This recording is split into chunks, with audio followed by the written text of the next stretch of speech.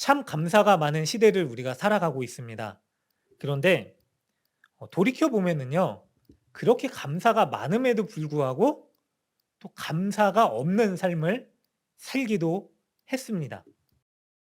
사람들이요. 더 풍요롭고 그리고 더 안락하고 즐겁고 편안한 시대를 살고 있잖아요. 지금의 시대는 이제 목숨에 위태로움이 있다거나 당장 먹을 게 없어서 굶어 죽거나 하는 시대는 아니잖아요. 근데 그럼에도 불구하고요. 더 감사하지 못하는 시대가 된 것 같아요. 왜 그럴까요? 바로 가진 것, 있는 것에 집중하지 못하고요. 꼭 없는 것, 가지지 못하는 것에 집중하기 때문에 그렇지 않나라고 생각되어집니다. 사실 그렇습니다. 우리 그리스도인들은요. 세상이 줄 수 없는 가장 큰 은혜의 선물을 이미 받았어요. 그게 뭐죠? 복음이에요, 복음. 복음. 예수 그리스도의 복음. 너무나 값진 거거든요, 그게. 그래서 세상 어떤 것과도 바꿀 수 없는 그 복음임에도 불구하고요. 그게 너무나 크니까 그래서 그런지 잊고 지내는 것 같아요. 복음과는 비교할 수도 없는 것들에 연연해 하면서요. 그거 가지지 못해서요. 우리가 불평하는 삶을 살고 있는 것 같습니다. 그러나 여러분, 우리가 이 시점에서요. 다시금 분명히 짚고 넘어가야 될 사실이 있는데요. 그게 뭐냐면 하나님은 우리에게 가장 큰 값진 감사의 고백을 주셨습니다. 예수 그리스도의 복음입니다. 그것이요. 우리를 살게 하고 웃게 하고 기쁘게 하는 그 놀라운 동력이 되시기를 주님의 이름으로 축원합니다. 다니엘이요. 우리 계속 다니엘을 다루고 있잖아요. 이 감사의 고백을 놓지 않았었던 사람이에요. 지난주에 우리가 다뤘었던 본문이 다니엘서 6장이었습니다. 근데 그 대표적인 본문이 뭐냐면요. 6장 10절에 다니엘이 이 조서에 왕의 도장이 찍힌 것을 알고도 자기 집에 돌아가서는 윗방에 올라가 예루살렘으로 향한 창문을 열어 전에 하던 대로 하루 3번씩 무릎 꿇고 기도했는데 어떤 기도를 하냐면요. 그의 하나님께 감사하더라라고 얘기를 해요. 자, 여러분 이해가 가세요? 지금 기도하면은 목숨이 끊어질 것이다라고 위협받는 상황이에요. 다니엘이 10대 때부터 80이 넘어서까지 지켰었던 기도의 자리. 그러나 여전히 포로로 끌려온 그런 삶을 살았었던 사람입니다. 뭐 기도의 응답이 이루어진 게 없죠, 사실. 총리가 되고 싶어서 기도했겠습니까, 다니엘이? 아니죠. 다니엘이 기도했었던 건 단 하나예요. 이 민족의 회복. 하나님의 하나님 되심을 구했었던 거죠. 그래서 다니엘이 이 감사의 고백을 했다라는 게 우리가 이해할 수 없을 수 있어요. 이해가 되지 않을 수 있습니다. 그런데 오늘 본문을 보면은요. 이 다니엘의 기도 내용을 좀 살펴보면은 다니엘이 왜 이 감사의 기도를 놓치지 않을 수 있었는지를 우리가 살펴볼 수가 있게 됩니다.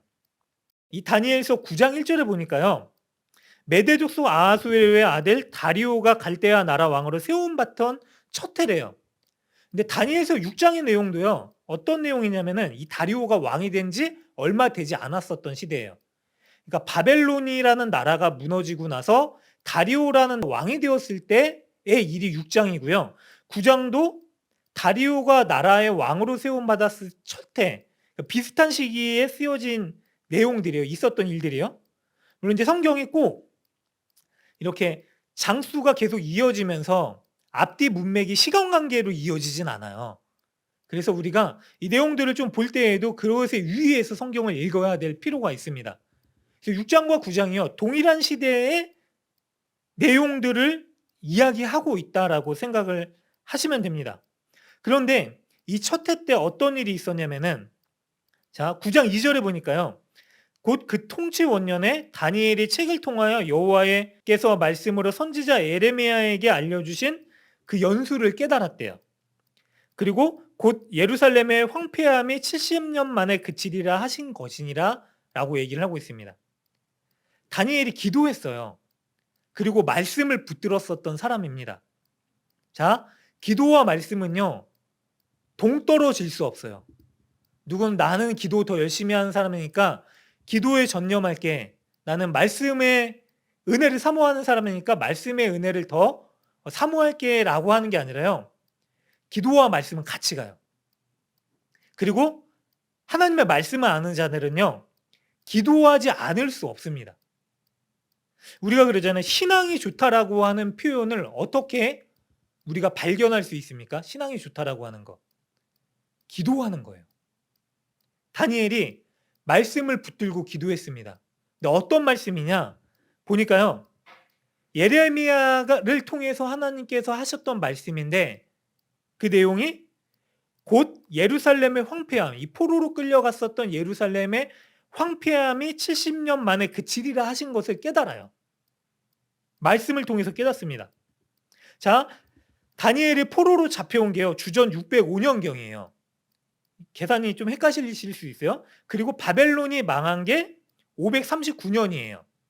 그리고 바벨론이 망하고 나서 원년 고레스라는 사람이 왕이 된 시대를 살아가고 있는 거예요. 그런데 가만히 이 다니엘이 예레미야의 말씀을 읽으면서 깨달은 거 하나가 있는데 보니까 이제 하나님께서 예레미야를 통하여서 약속하신 이스라엘의 회복의 날이 포로로 끌려간 후 70년 후에 하나님께서 회복하시겠다라고 약속하셨는데 그 연수가 얼마 남지 않은 것을 깨달은 거예요.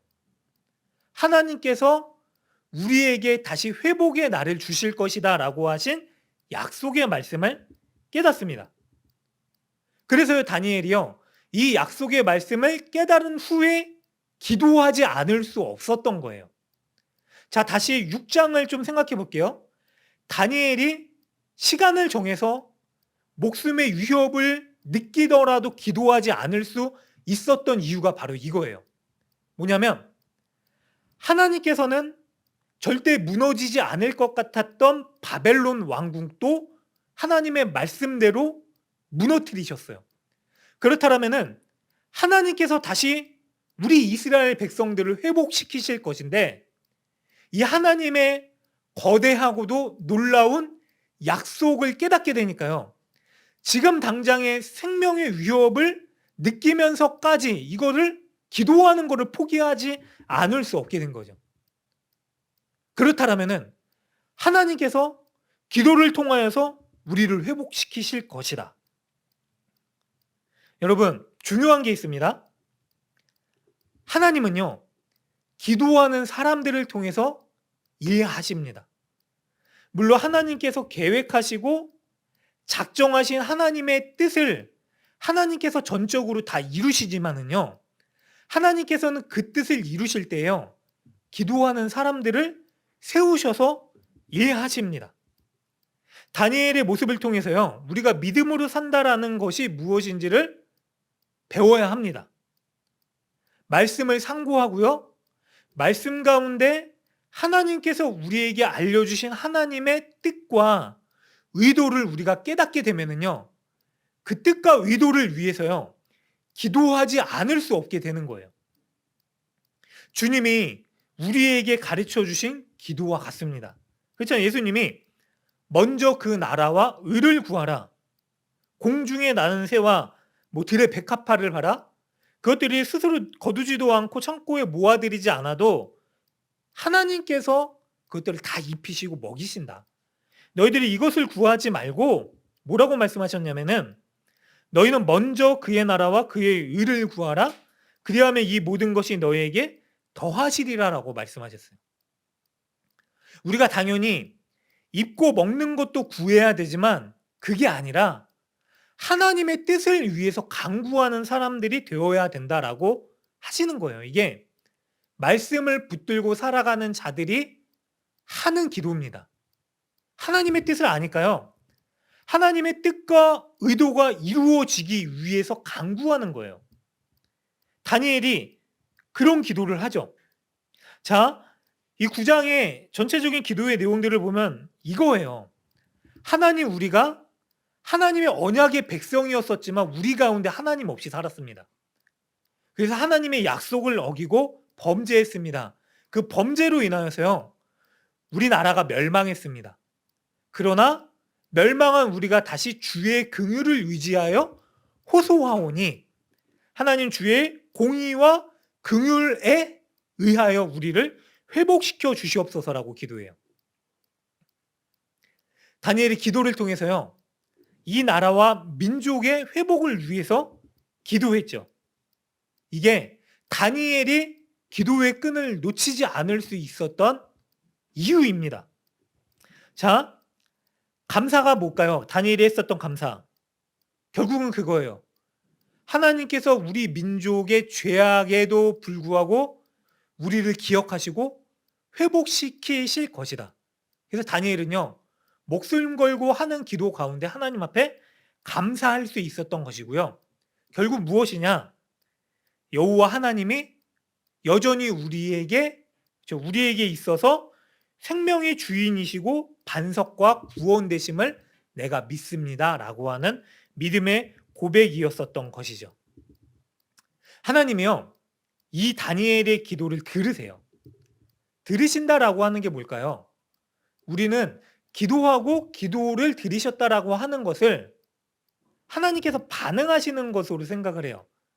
근데 하나님의 반응을 어떻게 우리가 요구하고 원하냐면요, 우리가 기도한 대로 일하실 것을 원합니다. 근데 사실 하나님의 기도의 응답은 그런 게 아니에요. 보면은요, 오늘 하나님께서 다니엘의 기도의 응답에 대해서 보여주시는 그 내용들이 나오게 되는데, 9장 21절에 보니까 내가 기도할 때 이전에 환상 중에 본 그 사람 가브리엘이 빨리 날아서 저녁 제사를 드릴 때쯤에 내게 이르렀더니라고 얘기를 해요. 그리고 내게 가르치며 내게 말하여 이르되 다니엘아, 내가 이제 내게 지혜와 총명을 주려고 왔느니라 라고 말씀을 하세요. 자, 언제 기도의 응답이 있었냐면요, 20장 20절 뒷부분에 보니까 여호와 앞에 간구할 때, 다니엘이 여호와 앞에 간구할 때, 그때 환상 중에 본 사람 가브리엘을 하나님께서 빨리 보내셔서요, 하나님의 응답을 전하세요. 자, 하나님의 응답이 뭐냐면은 어떤 거냐면은요, 지혜와 총명을 주려고 왔다라고 얘기를 하세요. 다니엘이 구했었던 기도의 응답은, 기도의 제목은 뭐죠? 이스라엘의 회복이에요. 속히 이 이스라엘의 회복을 하나님께서 이루어 주시옵소서. 근데 하나님의 응답은 뭐냐면요, 천사를 기도하자마자 즉시 보내셔서 지혜와 총명을 주신 거예요. 그러면 응답이 안 맞을 수 있잖아요. 근데 하나님께서 이것을 응답이라고 하십니다. 왜냐면은 하나님께서는요, 기도하는 사람의 기도가 시작되자마자 일을 시작하시는 분이십니다. 이게 하나님의 응답이에요. 일을 시작하신 하나님께서는요, 비록 우리의 간구대로 일하지 않으실지라도 하나님의 지혜와 권능을 가지고요, 우리에게 가장 선하시고 좋은 역사를 이루시기 위해서 일하시는 분이십니다. 그래서 하나님의 응답은 뭐냐면요, 우리가 간구하면은 우리가 간구한 대로 이루어 주시겠다라고 하는 게 아니라, 우리가 간구하면은 하나님께서 우리에게 하나님의 가장 좋은 것으로 응답하시고 일하시겠다라고 하신 선하신 응답입니다. 다니엘이 경험했었던 그 응답이 바로 그거예요.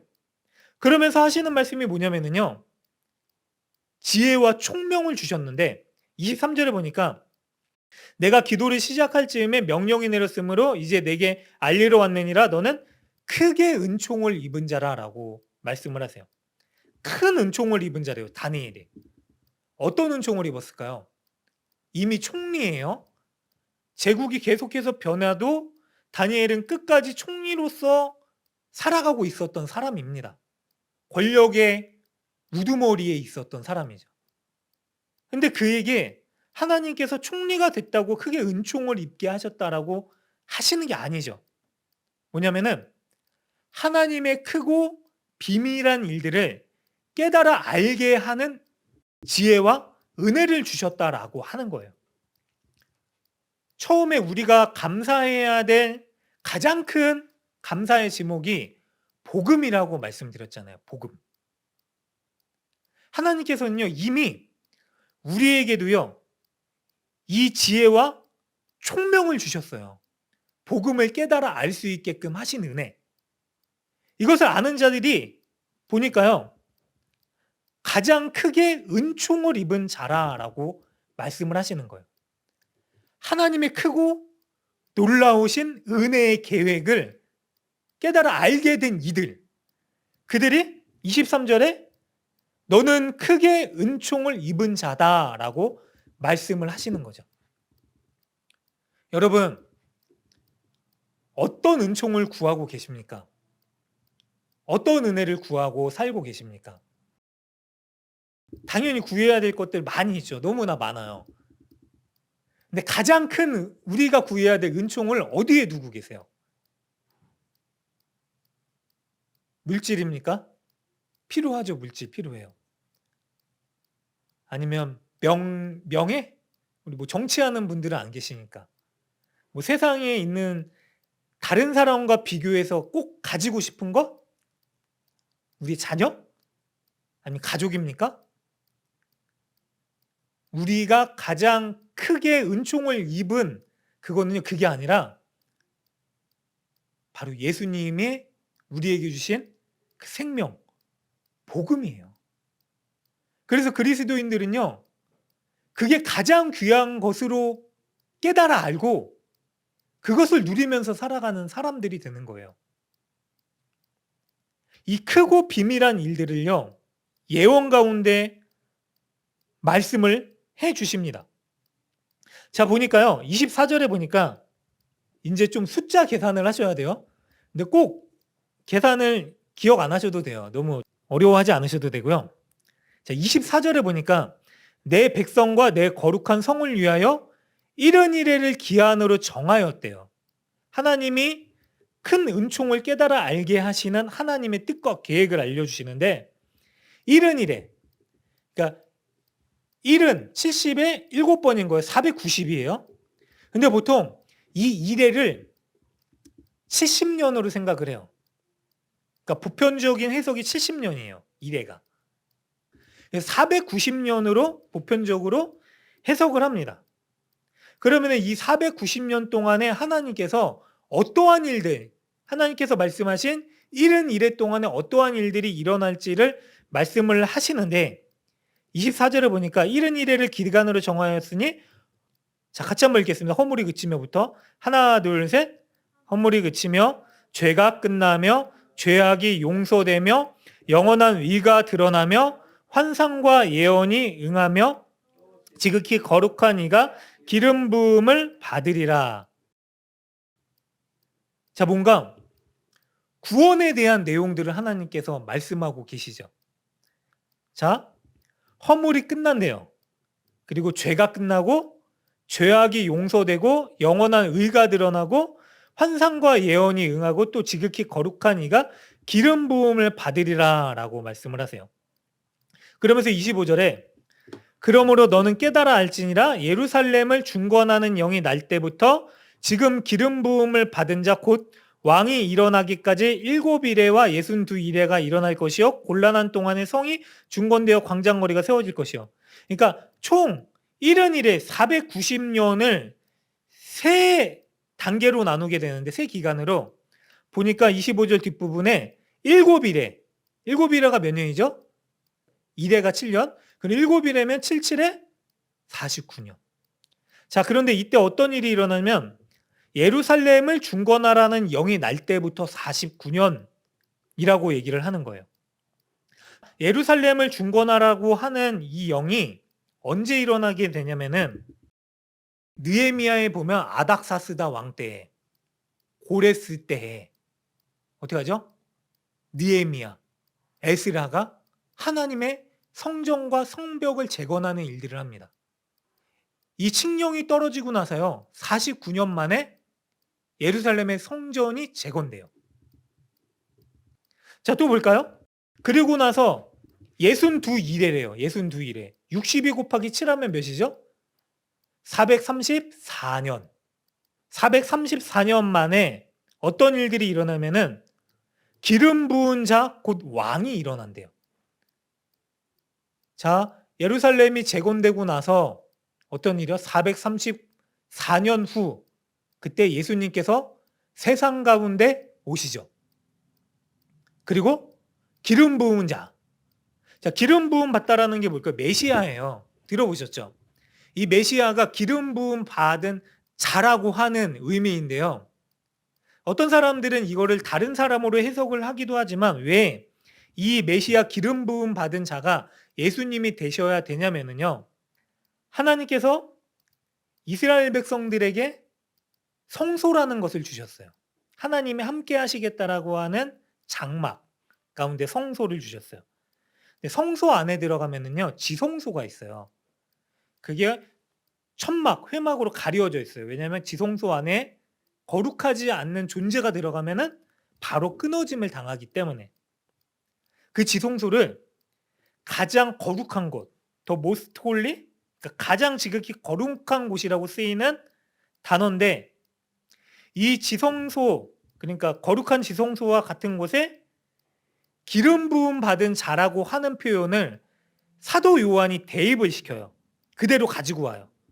요한복음을 보면 말씀이 육신이 되어 우리 가운데 거하심에, 이게 한국말로 번역된 번역을 보면은 이렇게 되는데, 영어로 보면은 말씀이 육신이 되어 우리 가운데 거하시다라고 하는 말이 지성소라고 되어 있어요. 원어로 보면 우리 가운데 거하신 분. 이게 뭐냐면은요, 예수님께서 지극히 거룩하신 지성소와 같은 그분이 우리 가운데 임하셨다라고 요한이 해석을 한 거예요. 우리 가운데 오셔서 지성소가 되어주셨다. 가장 거룩한 존재가 되어주셨다. 434년 만에 기름 부음 받은 자가 오실 것인데, 이러한 이유 때문에요, 바로 예수께서 이 예언대로 62일회가 찰 때쯤에 예수님을 우리 가운데 보내주신 하나님의 놀라운 섭리가 이루어진 것을 우리가 살펴볼 수가 있게 되죠. 참 재밌는 게요, 성경이 과학적 사실을 증명하기 위한 책은 아닙니다. 성경의 주제는 단 하나예요. 뭐냐면 바로 예수 그리스도예요. 예수님이 왜 세상 가운데 오셔야 되고, 왜 인간의 죄 때문에 예수님이 세상 가운데 오셔서 어떠한 일들을 하셨는지 신학이죠. 그리고 앞으로 예수님은 또 세상 가운데 어떻게 오실 것인지 계시록.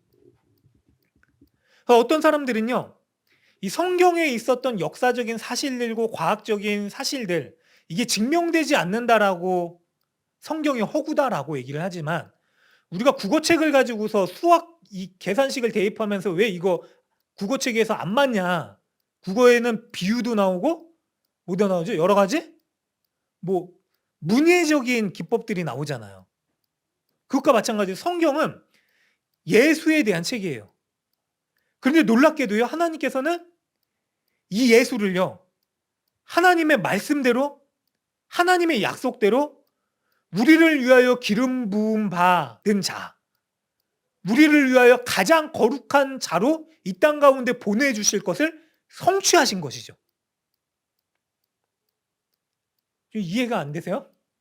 그러니까 여기서 얘기한 대로 490년 동안에 하나님께서 예수를 통하여서 24절에 죄악이 용서되고 영원한 이가 드러나고 죄가 끝나고 허물이 그치고 거룩한 이가 기름 부음 받을 일들을 다니엘에게 환상 가운데 보여주세요. 그리고 하나님의 계획대로 그 모든 것들을 이루세요. 놀랍지 않으세요? 하나님께서 이것을요, 너가 가질 수 있는, 깨달아 알 수 있는 가장 큰 지혜와 총명이고, 이게 가장 큰 은혜라고 말씀을 하시는 거죠. 그런데 보세요, 우리는 그것을 이미 알고 있어요. 제가 어떻게 이 자리에 서서요, 이 성경을 이야기하면서 어떻게 하나님께서 역사 가운데 몇 년 동안 이런 일들을 하셨는지를 얘기할 수 있을까요? 우리는 알고 있잖아요. 역사가 이미 지나왔기 때문에. 근데 그것을 알고 있는 우리가요, 이 놀라운 섭리 가운데 하나님께서 주신 이 복음을 가장 기쁘고 큰 소식으로 받아들이지 못하고 있다라는 거죠. 너무 커서 그래요? 저 개미가 코끼리를 보면은 코끼리 이 발등만 보고서 쪼글쪼글해가지고 이게 뭐지? 코끼리 전체를 보지 못하고 그게 어떠한 의미인지를 받아들이지 못하는 것과 같은 이치일까요? 하나님이 이미 주셨는데 우리가 그거를 가장 큰 은혜로 받지 못하고 있는 거예요.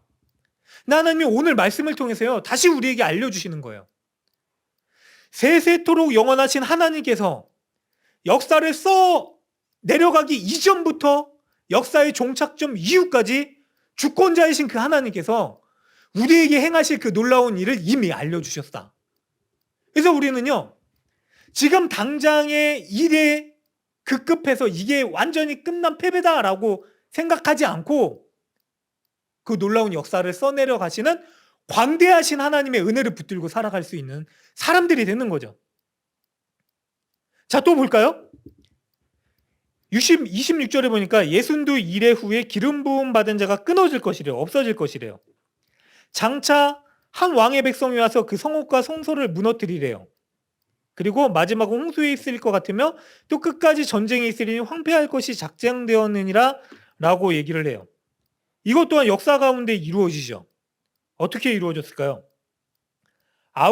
로마의 아우구스투스 황제 때 티투스 디도라는 장군이 있었어요. 그러니까 예수님 주후 70년경에 네로 황제가 자살을 했다고 이제 막 역사 가운데 증명되지 않았지만 자살을 했다고 얘기를 해요. 그 후에 새로 세워진 황제가 그러니까 그동안 유대인들이 너무나 분통해가지고 헤롯 땅, 질럿 땅이라고도 하는데 열심당원들, 그러니까 봉기를 일으킨 거예요. 근데 가만둬서 안 되겠다 다시 정권을 잡은 황제의 장군을 보내가지고 이 디도 장군인데 예루살렘을 완전히 괴멸시켜버려요. 그리고 어떤 일들이 일어나냐 주후 70년경에 예수님이 제자들을 향해서 예언하셨던 그대로 제자들이 예루살렘 성의 이 광대한 모습을 보고서 너무 멋진 이 아름다운 성을 보고서 질문을 해요. 주님, 저 성벽 좀 보세요. 성전 좀 보세요. 너무나 아름답지 않습니까? 그러니까 예수님 뭐라고 말씀을 하시냐면 저 성이 돌 위에 돌 하나도 남지 않고 다 무너져 내릴 거다. 그리고 정확하게 예수님이 죽으시고 나서 보세요. 26절에 기름 부음 받은 자가 끊어져 내리고 나서 주 10년경에요. 온 예루살렘 성이 황폐한 일들이 일어나게 되죠. 처음에 7일에 49년은요. 하나님께서 이스라엘 백성들을 통하여서 예루살렘 성의 재건을 명령하세요. 그리고 나서 예수님이 오시기까지 시간이 찬 후에 하나님께서 예수님이 죽으시고 결국 예루살렘 성전이 무너질 것을 실현시키시죠. 그리고 역사 가운데 그 일들이 다 성취돼요. 사랑하는 여러분, 우리 하나님은요. 이 크고 놀라운 역사를 써 내려가시는 전능하신 하나님이십니다. 아멘이세요? 그게 우리 하나님이 되잖아요? 우리가 하루하루 살아가면서 한 시간 보내면서 이것 때문에 내 목숨에 경각이 달렸다고 삶을 포기하지 않을 수 있게 돼요. 왜요? 하나님께서는 그럼에도 불구하고 하나님의 광활하고 광휘하신 하나님의 영광 가운데 우리를 이끌어 가실 전능하신 하나님을 우리가 믿을 수 있기 때문이죠. 그 하나님을 믿는 거예요. 다니엘에게 깨달아 알게 하신 크고 놀라운 영광, 가장 큰 지혜와 총명, 그 놀라운 은총이 바로 그 하나님을 알게 된 거예요. 보니까 결국 이 황폐한 성읍이 돼요. 근데 하나님께서요, 더 크고 놀라운 일들을 준비시키세요. 27절에 보니까요, 그가 장차받은 사람들과 더불어 한 이래 동안의 언약을 굳게 맺고 그리고 그가 이래의 절반의 제사와 예물을 금지할 것이며 여기까지 보시면은요 뭔가 부정적인 의미 같지만 예수님이 금지했다라고 하는 것은 완성되어졌다라고 해석을 할 수 있어요. 이 모든 것을 완성시켜 버리신 거예요. 자, 성전의 기능이 뭘까요? 죄사함의 기능이죠. 죄사함을 위해서요 사람들은 성전에 뭐가 날라다녀요. 자, 죄사함을 위해서 사람들은 성전에 재물을 끌고 가서요 자기의 죄대로 이 재물에 자기의 죄를 전가시키고 죄물을 잡아 피를 내고 피의 의미가 뭐죠? 생명이에요. 생명을 하나님께 드림으로 내 죄대로 내 생명이 끊어져야 되는데 하나님 이 제물에 대신 죄를 전가시킵니다. 이 제물의 생명을 받아주시고 제 죄를 용서하여 주시옵소서라고 하는 기능을 수행하는 곳이에요. 그런데 보세요. 성전이 허물어졌어요. 그러면 죄사함의 기능을 어떻게 우리가 수행할 수 있죠? 전에 한번 다뤘었어요. 우리 가운데 찾아오신 완전히 거룩하신 지성소 대신 예수 그리스도를 믿음으로 말미암아 우리의 모든 죄가 사하여지는 구원의 은혜를 얻을 수 있게 된 거죠. 그래서 예수님이요, 성전의 기능을 완성시키시고, 그래서 27절의 앞부분에 이 그는요 예수님이에요. 예수님께서 장차 많은 사람들과 더불어 한 이래 동안에 언약을 굳게 맺으시고 바로 예수를 붙드는 자들에게 하나님의 놀라운 죄사함의 은총이 있을 것이다 라고 하는 그 언약을 붙드는 이들에게 약속을 주신 것이죠. 그런데 그 후에 어떠한 일들이 일어나느냐? 포악하여 가증한 것이 날개를 의지하며 설 것이며 또 이미 정한 종말까지 진노가 황폐하게 하는 자에게 쏟아지리라 하였느니라 라고 말씀을 하세요. 말씀대로 성취됐죠. 디도 장군이요 독수리 깃발을 예루살렘 성전에 겁니다. 성전의 온갖 기물들, 성물들을 다 가증하게 여기는 것으로 만들어버려요. 이스라엘 백성들이 가장 가증하게 생각했었던 돼지를 성전에서 제물로 잡아드리고 숭배합니다. 성전을 완전히 오염시켜버린 거예요. 그것이 문자적 그대로 역사 가운데 이루어지기도 하지만은요, 이 마지막 한 일에 7년으로 생각할 수 있지만 결국 궁극적으로 예수님이 죽으시고 다시 세상 가운데 오실 때까지의 기간, 그 기간은 아무도 알 수 없죠.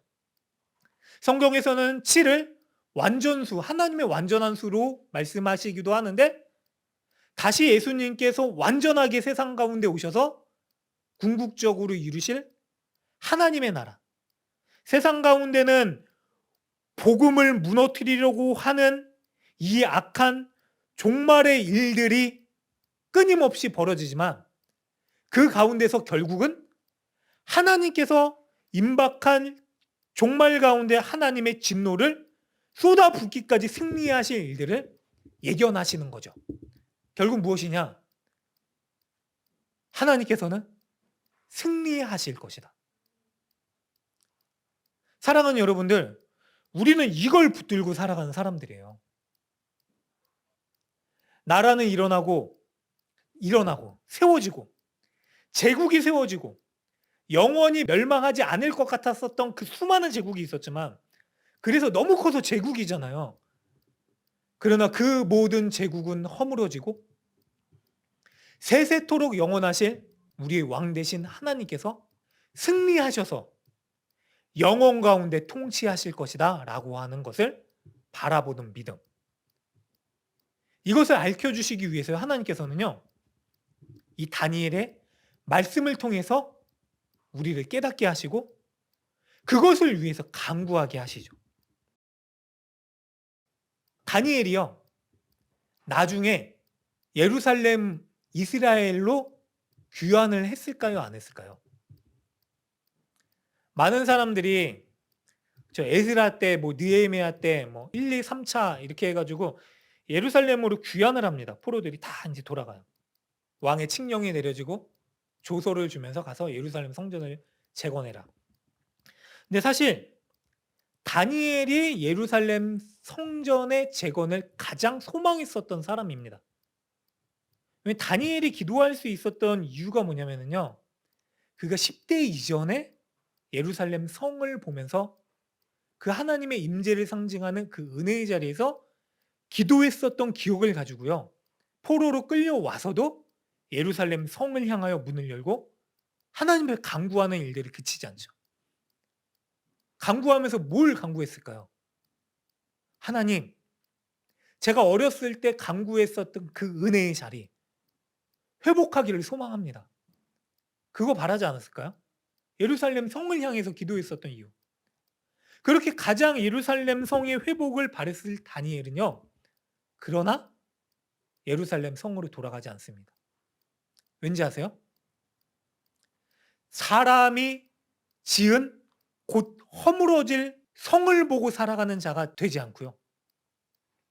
사람이 짓지 않는 하나님께서 지으신 영원히 허물어지지 않을 하나님 나라의 영광을 경험했기 때문에 그래요.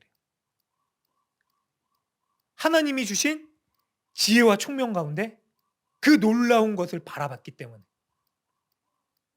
그래서요, 세상 가운데 곧 허물어질 것을 바라보면서 살아가는 게 아니라요, 눈으로 보지 못하지만 손에 잡을 수 없지만 영원한 하나님 나라의 비전을 가지고 살아가는 사람이 되었었던 거죠.